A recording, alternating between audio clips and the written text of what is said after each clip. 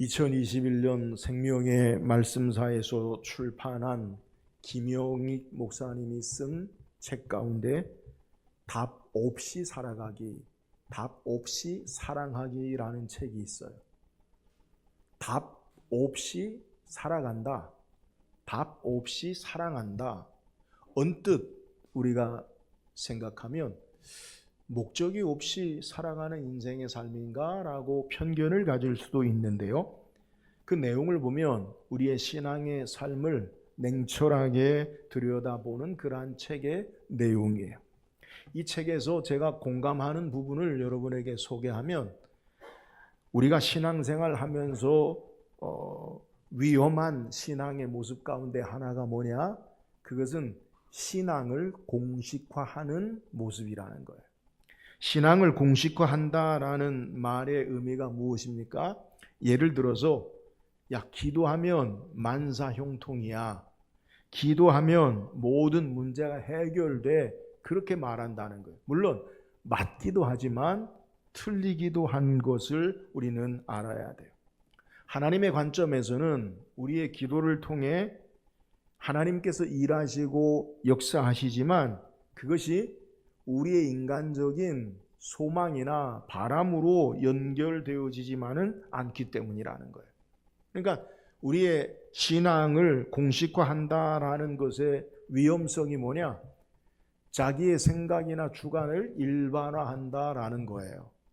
신앙에 우리가 기도하면 돼, 맞지요? 그러나 기도하면 돼 라고 하는 말 가운데는 하나님의 역사를 제한하는 측면이 우리에게 있다라는 거예요.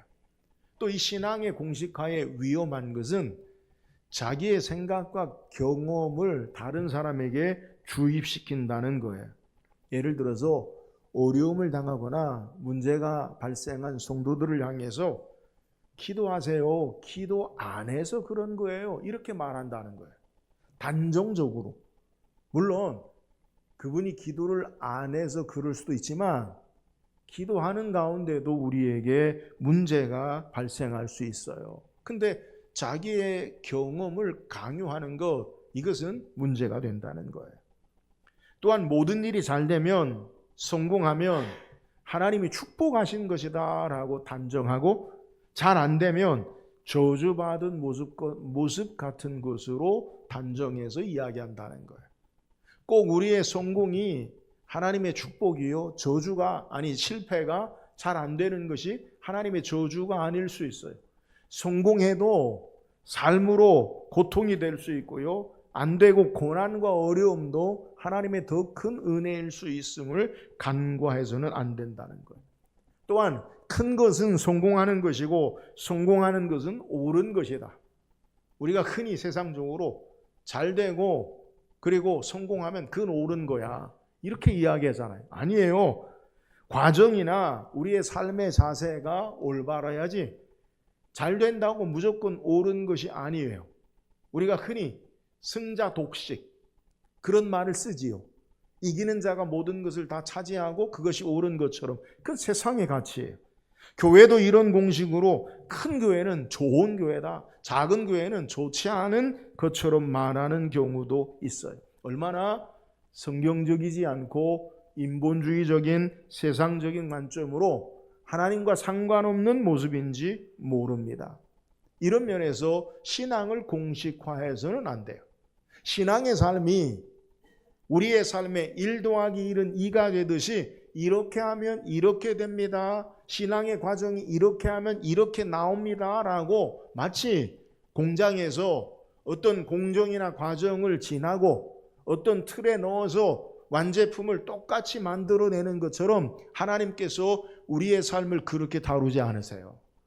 우리의 삶의 각각의 경험이 다르고요, 지식이 다르고요, 삶의 감정이 다르고요, 우리의 얼굴의 모양이 다르듯이 하나님이 우리의 각각의 삶을 통해 하나님이 행하시는 섭리와 역사 가운데 우리를 다루시기 때문에 우리는 하나님의 역사를 단정적으로 함부로 다른 사람에 대해서 내 신앙의 주관을 따라 평가하고 단정할 수 없음을 알아야 돼요.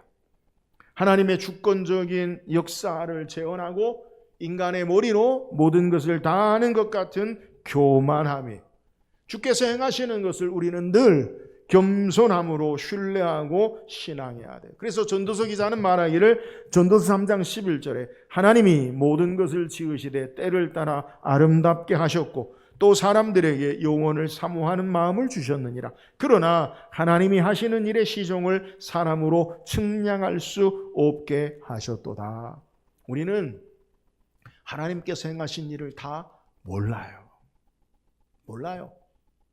개인의 하나님이 왜 이렇게 일하시는지, 어떤 일을 어떻게 역사하시는지 우리가 다 이해할 수 없어요.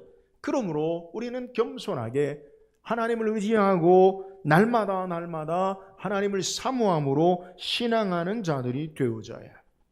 오늘 성경은 이처럼 하나님께서 행하시는 놀라운 역사를 우리에게 소개해요.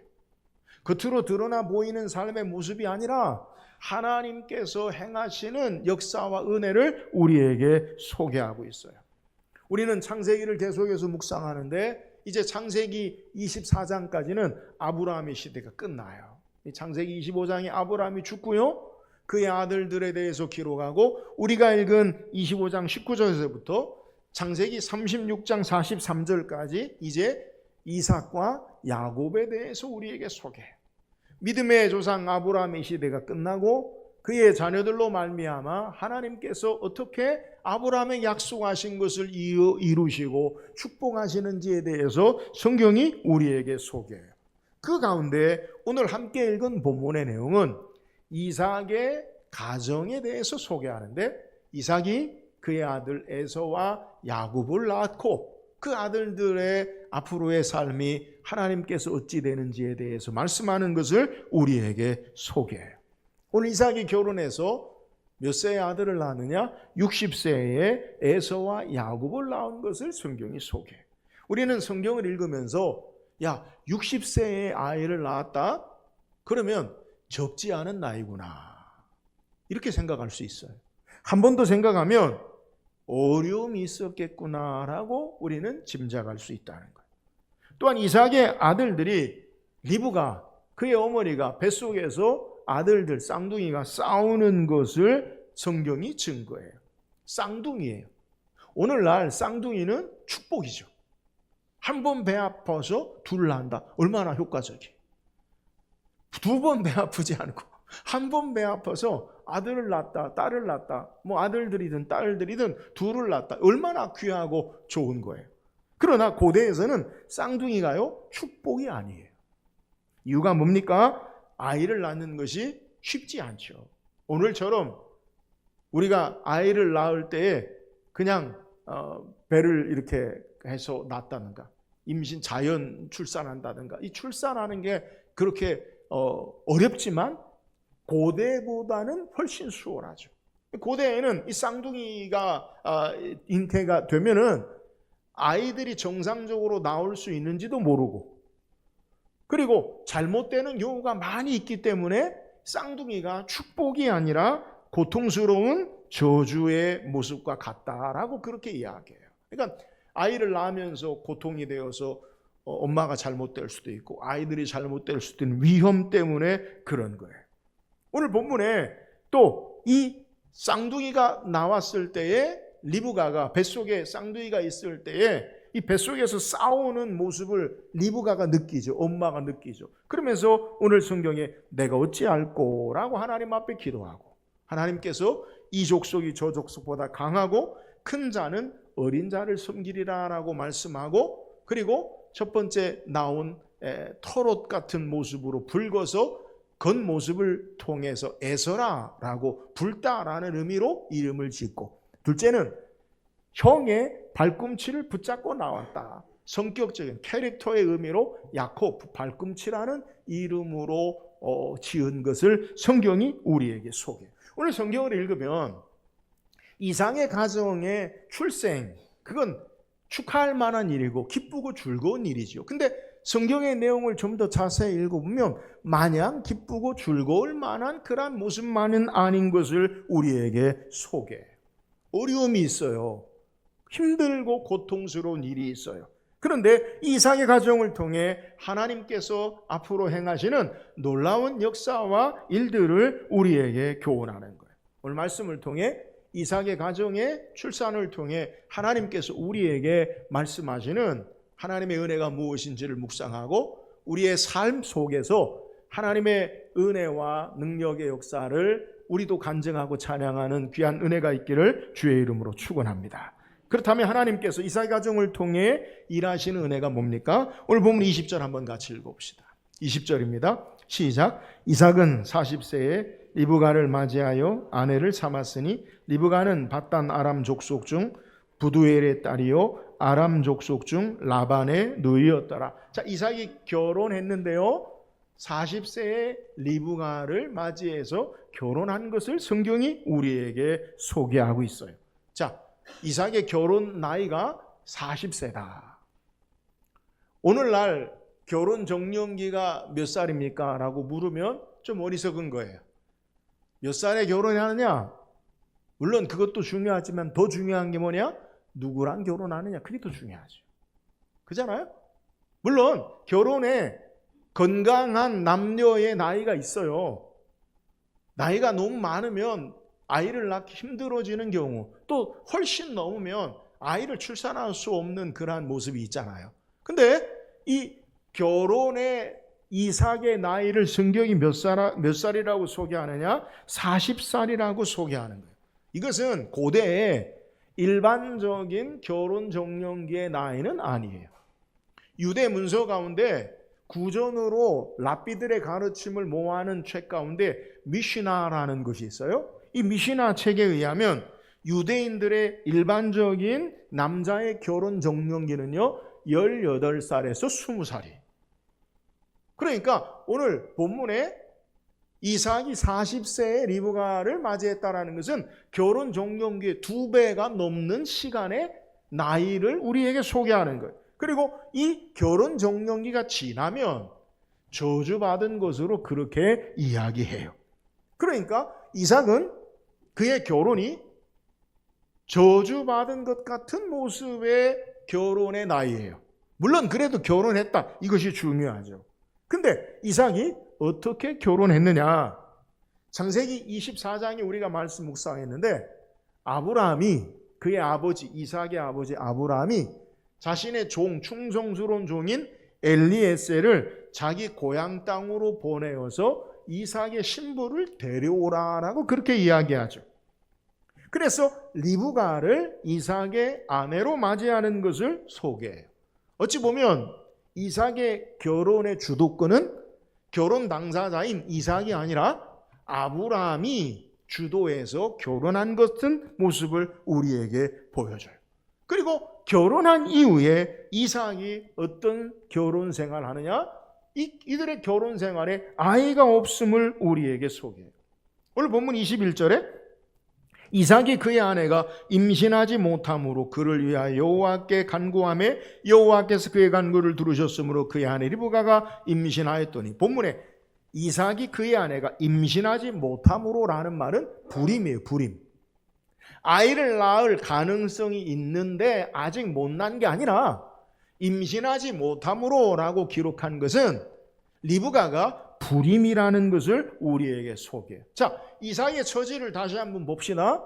결혼 적령기를 2배나 훌쩍 뛰어넘어 40세에 결혼을 했어요. 그런데 겨우 결혼했는데 아이가 없어요. 그러니까 얼마나 이 이삭의 삶의 모습 가운데 어려움이 있느냐, 문제가 있느냐라는 것을 우리에게 소개해요. 이 문제를 가지고 이삭이 기도했어요. 그래서 기도해서 아이를 드디어 낳았는데요. 오늘 26절에 보면 후에 나오는 손으로 에서의 발꿈치를 잡았으므로 그 이름을 야곱이라 했으며 리브가가 그들을 낳을 때 이삭이 60세였더라. 자, 40세에 결혼해서 리브가가 임신하지 못하니까 하나님 앞에 기도했더니 몇 세의 아들을 낳았다고요? 60세. 그러면 무려 20년 동안 삶의 문제를 가지고 하나님 앞에 기도하고 고통스러운 시간을 보내었다라는 것을 우리가 생각할 수 있다는 거예요. 이삭의 결혼을 다시 한번 우리가 성경의 내용을 따라 정리해 봅시다. 어떻게 결혼했느냐? 아브라함의 종을 통해 리브가를 데려온 거예요. 아브라함의 종이 누굽니까? 다메섹 사람 엘리에셀인데, 이 엘리에셀을 아브라함이 자기 고향 땅에 자기 아들의 부인을 데려올 것을, 이 중대한 일을 맡기면서 그의 아브라함에게 맹세하게 하면서 말하기를, 여호와의 사자가 너보다 앞서 행하사 너로 말미암아 이 이삭의 아내를 데려오게 할 것이다. 아브라함의 축복이에요. 그러니까 이삭의 부인인 리브가를 데려오는 일을 맡은 이 종 엘리에셀은 하나님의 사자가 앞서서 행하시는 역사를 따라 행한다는 거예요. 또 이 다메섹 사람 엘리에셀, 이 이삭의 부인을 데려오는 일을 맡은 이 엘리에셀은 어떻게 행하느냐? 하나님 앞에 기도함으로 기준을 세우지요. 일반적으로 우물가에서 물을 좀 달라 하면 나만 먹을 물을 주는 게 아니라 내가 데리고 온 낙타에게도 물을 주는 그 여인이 이삭의 부인이 될 것이다. 기준을 정하지요. 그러면서 그가 창세기 24장 48절에 뭐라고 이야기하느냐? 내 주인 아브라함 하나님 여호와께서 나를 바른 길로 인도하사 나의 주인의 동생의 딸을 그의 아들을 위하여 택하게 하셨으므로 내가 머리를 숙여 그에게 경배하고 찬송하였나이다. 자신의 삶의 길이 여호와께서 바른 길로 인도하셔서 내 주인의 아들의 부인을 데리고 가게 되었다라고 그렇게 고백한다는 거예요. 자, 다시 정리하면 아브라함이 자기 아들 이삭의 부인을 데려오게 하기 위해서 자기 종에게 여호와의 사자가 너보다 앞서 가실 것이다. 또 이 종도 여호와께서 내게 바른 길로 인도하셔서 이 리브가를 이삭의 부인으로 데려갈 수 있구나라고 하나님을 찬양하는 내용을 우리에게 소개하는 거예요. 여러분, 이삭과 리브가의 결혼은 어떤 모습이냐? 하나님의 인도하심과 하나님의 축복으로 결혼한 거예요.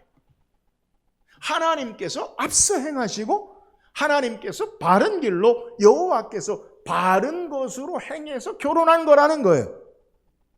하나님이 반대하는 결혼, 아버지 아브라함이 반대하는 결혼이 아니에요. 하나님이 앞서 행하시고 하나님이 바른 길로 인도하신 결혼이라는 거예요. 그런데 이 하나님의 인도하심과 바른 길로 맺으신 그 결혼의 삶 가운데 20년 동안 자녀가 없는 고통의 시간을 보내는 것을 우리에게 소개하고 있다는 거예요. 반대로 우리가 읽지 않았지만 아브라함의 아들들 가운데 하갈로 말미암아 나온 이스마엘이 아들을 낳아요. 우리가 읽지 않았지만 창세기 25장 12절에 18절은 하갈에게서 이스마엘이 낳은 아들을 소개하는데요, 12명을 낳아요. 이스마엘은 불임이 없어요. 아이를 낳는데 문제가 없어요. 12명이나 되는 많은 아들을, 자녀를 낳게 되는 것을 우리에게 소개해요. 여러분, 우리가 겉으로 표면적으로 보면 이스마엘의 가정과 이삭의 가정을 놓고 보면 하나님이 누구를 축복하신 것 같아요? 이스마엘을 더 축복하신 것 같죠. 그러면 이삭의 가정은 좀 축복이 덜한 것 같은 모습을 소개해요. 어려움의 문제로 말미암은 것은, 자녀의 문제로 고통당하는 것은 이삭의 가정에게만 통하는 것 같은 것을 우리에게 소개하는 거예요. 왜 이삭이 어려움을 당합니까? 하나님이 인도하시는, 하나님이 축복하신, 하나님이 앞서 하신 결혼의 문제임에도 불구하고 그들에게 불임과 그리고 20년의 고통의 시간이 있었다는 것을 성경이 우리에게 소개하는 거예요. 여기서 우리가 붙잡아야 할 중요한 교훈이 있어요. 그게 뭡니까? 여호와께서 앞서 행하시고 하나님이 우리를 바른 길로 인도하셔도 삶의 고난과 고통의 문제가 있다라는 사실을 우리에게 소개하는 거예요. 우리는 살아가면서 하나님이 나를 인도하시는데, 하나님이 나를 사랑하시는데 왜 내게 이런 어려움이 있는가라고 질문할 수 있어요. 여러분 기억하세요. 하나님이 앞서 행하셔도, 하나님이 바른 길로 인도하셔도 삶의 문제나 역경이 있다라는 사실을 우리가 깨달아야 돼요. 마가복음 4장에 보면 예수께서 바닷가에서 한날 가르치신 후에 날이 저물 때 제자들에게 말씀합니다. 마가복음 4장 35절 36절에 그날 저물 때에 제자들에게 이르시되 우리가 저편으로 건너가자 하시니 그들이 무리를 떠나 예수를 배에 계신 그대로 모시고 가매 다른 배들로 함께 가더니. 자, 예수님께서 우리가 저편으로 가자. 누가 말씀하신 거예요? 예수님이 예수님의 방향을 어디로 가느냐? 저편으로 가자. 그리고 예수님도 함께 배에 타고 가셨어요. 자, 예수님이 말씀하신 방향과 길이에요. 예수님이 함께 계시는 배예요. 그러면 그 배의 삶의 모습이 우리는 일반적으로 어떠해야 된다라고 생각하느냐? 잔잔하고 평안하고 목적지까지 순적하게 잘 가야 된다라고 생각을 해요. 그잖아요? 내 멋대로 내 마음대로 간 길이 아니에요. 주님이 가라고 하신 길이에요. 그러면 어찌해야 돼요? 만사형통 잘 돼야지요. 바람도 잔잔하고 바다도 잔잔하고 그래서 목적지까지 잘 가야 되잖아요. 근데 어떻게 됐느냐? 마가복음 4장 37절에 보니까 큰 광풍이 일어나 물결이 배에 부딪혀 들어와 배에 가득하게 되었더라. 여러분, 예수님 말씀대로 가면 바다가 잔잔하고 평온하고 목적지까지 순적하게 가야 되는데 예수님 말씀하신 길로 가요. 예수님이 함께 타신 배요. 그럼에도 불구하고 큰 광풍이 일어나 배에 부딪혀 배에 물이 차게 되는 어려움을 겪게 되는 것을 우리에게 소개해요. 사랑하는 여러분, 기억하세요. 우리가 예수 믿고 하나님의 인도하심을 따라 사는 신앙의 모습 가운데 고난이 없다, 어려움이 없다, 그런 길은 없어요. 그러나 고난과 역경이 있어도 능히 이기게 하시는 하나님의 역사가 있음을 믿으시기를 주의 이름으로 축원합니다. 우리가 신앙생활 잘하면 고난이 없습니까? 하나님의 인도하심을 받는 길에는 역경이 없습니까? 아니에요. 근데 문제는 뭐냐? 우리가 하나님이 인도하시는 길을 간다 할지라도 하나님의 역사를 따라 행한다 할지라도 고난이 오면 우리는 어떤 생각을 하느냐? 하나님이 길이 아닌가 봐. 주저앉고 회의하고 되돌아서고 멈춘다는 거예요. 하나님의 뜻이 아니라고 단정하고 고난이 하나님이 막으시는 것이라고 생각한다는 거예요. 여러분, 그러지 않아요. 하나님이 우리를 인도하시는 길에도 고난이 있고요. 하나님이 앞서 행하시는 길에도 역경이 있지만 주께서 함께 하심으로 고난도 이기고 역경도 이기고 하나님의 뜻을 이루는 역사가 있음을 우리는 깨달아야 돼요. 그래서 가장 중요한 건 하나님이 인도하시는 길에 환경이 어려우냐 아니면 잘 되느냐 거기에 초점이 있지 않고 하나님과 주님과 함께 하느냐 이게 중요하다는 거예요. 창세기 39장에 보면 요셉에 대해 성경이 소개하는데 요셉이 형들에 의해서 애굽에 팔려서 보디발의 집에 가정 총무가 되었어요. 근데 보디발의 아내가 그를 유혹하고 모함해서 감옥에 갇혔어요. 근데 성경이 뭐라고 이야기하냐면 감옥에 갇힌 요셉에 대해서 여호와께서 요셉과 함께 하심으로 그가 형통한 자가 되었더라. 감옥에 있는데요. 여러분, 삶의 환경이 문제가 아니에요. 우리의 삶이 주의 뜻을 따라 신앙의 삶을 하나님을 향해 믿음으로 나아가도 고난이 오고 역경이 오고 어려움이 와요. 그런데 더 중요한 건 고난과 역경이 아니라 주님이 함께하는 것. 이게 더 중요한 것을 우리에게 소개하는 거예요.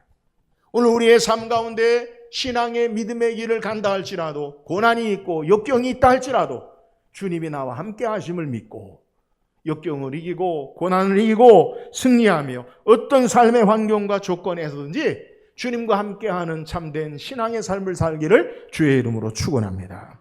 또한 이삭의 가정에 하나님의 가신 역사가 뭐예요? 오늘 21절 같이 읽어보세요. 21절 시작. 이삭이 그의 아내가 임신하지 못하므로 그를 위하여 여호와께 간구하매 여호와께서 그의 간구를 들으셨으므로 그의 아내 리브가가 임신하였더니. 자, 이삭이 그의 아내가 임신하지 못하자 이삭이 어떻게 합니까? 불임의 문제를 어떻게 해요? 그를 위하여 여호와께 간구하매. 이삭은 아내의 불임의 문제를 놓고 하나님 앞에 간구하고 기도했다라고 성경이 우리에게 소개해요. 그런데 이삭의 아내의 불임의 문제는 이삭의 가정만의 문제가 아니라 아버지 아브라함의 가정도 똑같은 문제가 있었어요. 아브라함의 아내 사라도 불임의 문제가 있어요. 성경이 우리에게 소개할 때 창세기 16장 1절에 아브라함의 아내 사레는 출산하지 못하였고 그에게 한 여종이 있으니 애굽 사람이요 이름은 하갈이라. 아브라함의 아내도 출산하지 못, 불임이라는 거예요. 그런데 아브라함의 가정, 이삭의 가정을 대조해서 우리가 생각하면 아브라함의 가정에 불임의 문제가 있을 때 아브라함이 뭐 했어요? 하갈을 취한 세상적인 인간적인 방법의 삶으로 행했어요. 이삭의 가정에 불임이 있을 때 이삭은 뭐 했어요? 여호와께 기도했어요. 자, 이삭의 부인 리브가와 아브라함의 부인 사라의 모습도 한번 비교해 봅시다. 자, 사라의 문제는 뭐냐? 아기가 없어요. 문제죠. 아이를 못 낳아요. 그에게 문제죠. 어떻게 해결하냐? 기도했다라는 말은 없어요. 그리고 그가 어떤 방법을 택하느냐? 창세기 16장 2절에 사레가 아브라함에게 이르되 여호와께서 내 출산을 허락하지 아니하셨으니 원하건대 내 여종에게 들어가라. 내가 그로 말미암아 자녀를 얻을까 하노라 하며 아브라함이 사레의 말을 들으니라. 하갈이 어떤 일을 해요? 세상적인 일반적인 그러한 방법으로 문제를 해결하려고 해요. 자, 리브가에게도 문제가 생겼어요. 이삭이 기도해서 임신하지 못하다가 임신을 했는데 어떤 문제가 발생했느냐? 성경에 우리에게 22절에 보니까 그 아들들이 그 태 속에서 서로 싸우는지라 그가 이르되 이럴 경우에는 내가 어찌할꼬 하고 가서 여호와께 묻자오되. 리브가가 몇 년 만에 임신했어요? 20년 만에 임신했어요. 그런데 임신했는데 뱃속에 쌍둥이가 격렬하게 싸우는 것을 그가 경험해요. 오늘 본문에 싸운다는 것은 격렬하게 싸움을 우리에게 소개해요. 그러니까 뱃속에서 엄마로서 아이 둘이 서로 싸우는 것, 그걸 느낀다는 거예요. 목사님, 그게 뭡니까? 잘 몰라요. 배가 막 아프다든가. 그거 잘 모르는데 어떻게 알아? 봤어요? 몰라. 근데 여튼 뱃속에서 격렬하게 싸우는 것을 느끼고 그걸 엄마로서 어떻게 생각하느냐? 걱정이 돼요. 앞에 설명한 대로 쌍둥이가 축복이 아니라고 그랬잖아요. 이 아이들이 건강하게 빛을 볼 수 있을까? 엄마로서 그런 생각이 들 수 있고요. 그리고 뱃속에서 서로 다툰다. 이 아이들이 어떻게 될까라는 마음을 가지고 문제가 발생한 것을 성경이 소개해요. 여러분, 이 리브가는 이 문제를 가지고 어떻게 성경이 소개하느냐? 그가 이르되 이럴 경우에는 내가 어찌할꼬라고 성경이 우리에게 소개하고 있어요. 내가 어찌할꼬라는 말을 그대로 지역하면 내게 왜 이런 일이 일어날까? 여러분, 리브가의 마음의 상태를 우리가 읽을 수 있어야 돼요. 결혼했는데 20년 동안 아이가 없어요. 겨우 아이를 가졌는데 뱃속에서 싸워요. 그러니까 어렵게 아이를 가졌는데 서로 싸워서 건강하게 출산하지 못할 정도의 모습처럼 그가 걱정이 되고 염려가 되니까 내게 왜 이런 일이 일어날까? 그렇게 질문하고 있는 거예요. 여러분, 내게 왜 이런 일이 일어날까? 우린 인생을 살면서 한두 번 질문해 본 그러한 고백이 아니에요? 내게 왜 이런 일이 일어날까? 여러분, 이 리브가의 입장에서 불임 가운데 겨우 기적적으로 하나님의 은혜로 임신했는데 뱃속의 싸움으로 그 아이들의 운명이 어찌 될지 모르는 그러한 삶 가운데 내게 왜 이런 일이 일어날까라고 질문하는 거예요. 그런데 문제는요, 그렇게 질문만 하고 있지 않다는 거예요. 내게 왜 이런 일이 일어날꼬? 라고 하고 리브가가 무엇합니까? 가서 여호와께 묻자온대. 오늘 본문에 묻자온대라는 단어는 히브리어 동사 아타르라는 말인데 지속적이고 간절한 기도를 우리에게 소개해요. 그러니까 삶의 문제를 놓고 리브가는 하나님 앞에 지속적으로 간절하게 하나님 앞에 기도한 거예요. 한 번 기도한 게 아니라 문제를 가지고 삶의 걱정을 가지고 하나님 앞에 지속적으로 계속해서 기도한 것을 우리에게 소개해요. 우리는 아브라함의 아내 사레의 문제가 해결하는 방법을 살펴봤잖아요. 사레는 그 문제를 어떻게 해결해요? 세상적인 인간적인 방법으로 자기 생각대로 해결해요. 근데 리브가는 하나님 앞에 지속적으로 간절하게 기도한 것을 우리에게 소개해요. 여러분, 오늘 이삭과 리브가의 가정의 모습이 무엇이냐? 문제를 가지고 여호와 하나님 앞에 기도하는 가정임을 우리에게 소개해요. 문제가 있을 때 이삭이든 리브가든 하나님 앞에 기도하는 가정임을 소개해요. 이렇게 기도함으로 말미암아 하나님께서 일하심과 역사하심 앞에 삶을 내어드리고 하나님의 선한 역사를 따라 신앙하는 것을 우리에게 소개하는 거예요. 사랑하는 여러분, 우리들도 삶의 문제로 왜 내게 이런 일이 일어날까 질문할 수 있어요. 여러분, 그러나 질문으로 끝나지 말고 하나님 앞에 기도함으로 하나님의 은혜의 역사를 경험할 수 있기를 주의 이름으로 축원합니다. 이삭은 기도함으로 리브가의 불임을 치료받는 역사를 경험했고요. 리브가는 기도함으로 하나님의 주권적인 선택과 은혜의 역사를 경험한 것을 우리에게 소개하는 거예요. 중요한 건 기도할 때에 하나님의 선한 뜻과 은혜와 능력의 역사를 이루게 됨을 우리에게 증거하는 거예요. 사랑하는 여러분, 우리에게 기도 제목을 주시는 이유가 여기 있어요. 살아가면서 저와 여러분에게도 하나님이 기도 제목을 주시잖아요. 이 기도를 통해 하나님의 일하심을, 하나님의 뜻을, 하나님의 역사를 이루게 하시는 목적을 위해서 우리에게 기도 제목을 주신다는 거예요. 반대로 기도하지 않으면요, 내 마음대로, 내 생각대로, 세상의 모습대로 살아가고 결국 그것이요 우리에게 더 큰 어려움을 가져오게 되지요. 아브라함과 사레가 그랬잖아요. 전혀 기도하지 않았어요. 세상적인 방법으로 인간적인 방법 문제를 해결하려고 했어요. 근데 그 문제가 어떻게 돼요? 그들의 가정에 근심이 되죠. 끝까지 이스마엘이 근심이 되죠. 오늘날까지 유대인과 아랍 족속이 싸우잖아요. 여러분, 세상의 방법으로, 인간의 방법으로 문제가 해결되지 않아요. 그러나 기도할 때에 하나님의 인도하심을 따라 하나님의 역사를 이루게 됨을 우리에게 소개해요. 사랑하는 여러분, 우리에게 기도하게 하신 목적이 여기 있어요. 기도 제목을 주신 목적이 여기 있어요.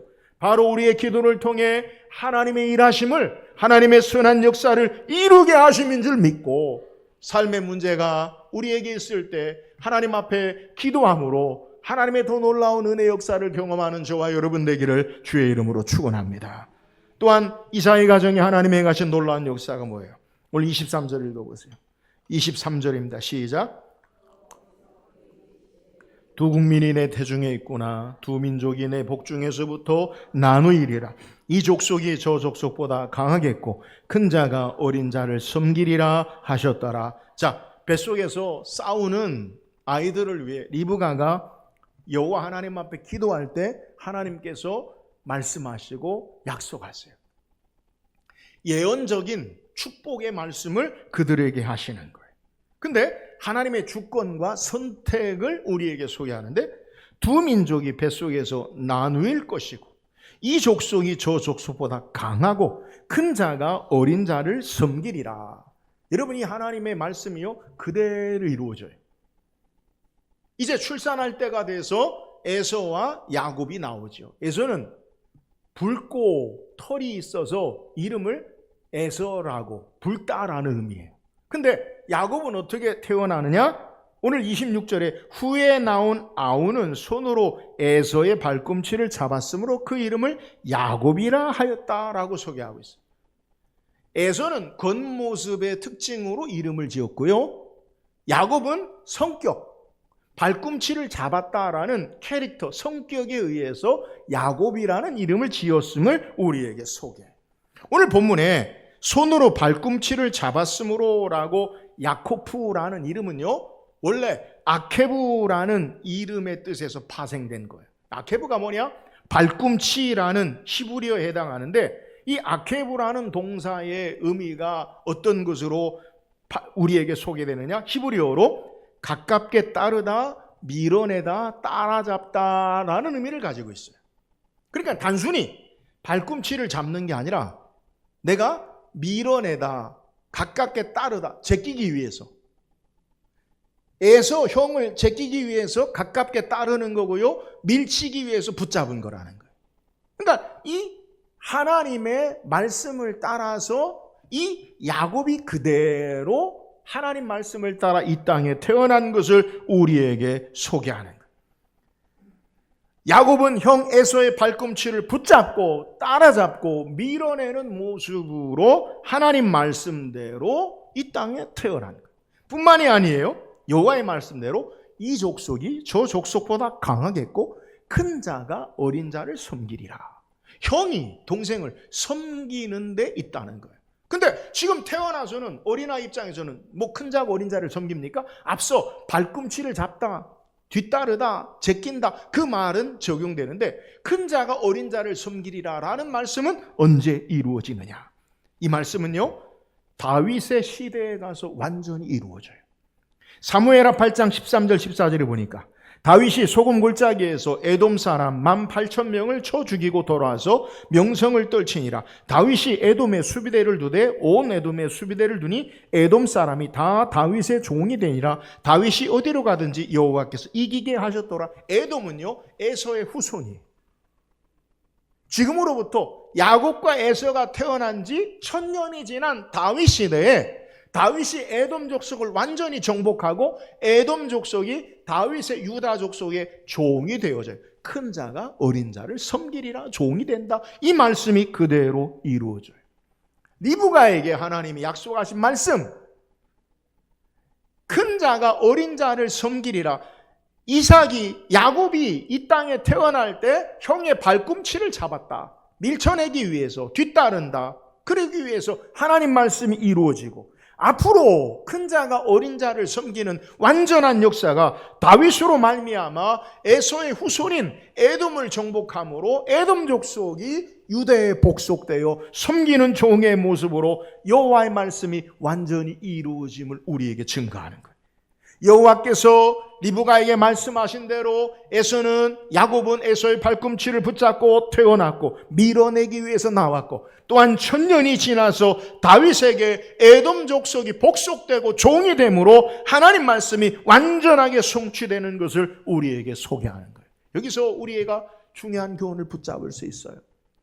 여호와 하나님 말씀은 반드시 이루어지며 비록 더딜지라도 완전하게 성취됨을 우리에게 증거하는 거예요. 예수님은 마태복음 5장 18절에 진실로 너희에게 이르노니 천지가 없어지기 전에는 율법의 1.1획도 결코 없어지지 아니하고 다 이루리라. 사랑하는 여러분, 여호와 하나님 말씀이 우리에게 반드시 이루어짐을 믿으시기를 주의 이름으로 축원합니다. 그러므로 우리는요, 이 약속의 말씀을 붙잡고 믿음으로 신앙할 수 있는 거예요. 하나님 말씀은 반드시 우리에게 이루어져요. 그래서 소망으로 그 믿음의 말씀을 붙잡고 보이는 환경이나 조건을 따라 살지 아니하고 하나님의 신실한 약속의 말씀을 붙잡고 얼마든지 신앙할 수 있음을 우리에게 소개하는 거예요.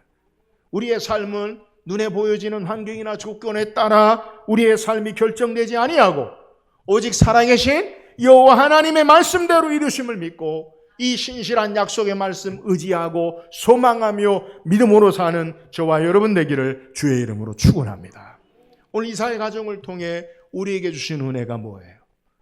오늘 이사의 가정에 겉으로 보기에는 불행하고 역경이 있고 고난이 있는 모습 같지만 하나님께서 그 고난을 통해, 역경을 통해 하나님의 선한 뜻을 이루고 가심을 우리에게 소개하는 거예요. 사랑하는 여러분, 우리에게도 어려움이나 고난이 있을 수 있어요. 그러나 고난이나 역경이 있다 해서 하나님이 우리의 삶 가운데 역사하지 않는 것이 아님을 알고, 더 중요한 것, 우리의 삶의 환경이 아니라 하나님과 함께함으로 승리하는 놀라운 은혜가 있기를 주의 이름으로 축원합니다. 이사의 가정의 어려움을 어떻게 해결합니까?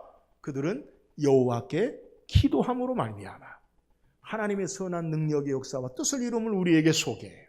사랑하는 여러분, 우리에게 기도 제목을 주신 이유가 여기 있어요. 하나님의 뜻을, 하나님의 선한 역사를 이루게 함인 줄 알고 우리에게 기도 제목이 도리어 축복의 간증과 감사가 되기를 주의 이름으로 축원합니다. 이사의 가정을 통해 우리에게 주신 은혜가 뭐예요? 여호와의 말씀이 반드시 이루어지며 온전히 성취됨을 우리에게 소개하고 그 말씀 붙잡고 신앙하는 것을 우리에게 교훈해요. 오늘 우리의 삶 가운데 날마다 여호와 하나님의 신실한 말씀 붙잡고 그 말씀을 따라 하나님의 놀라운 은혜의 역사를 간증하는 저와 여러분 되기를 주의 이름으로 축원합니다.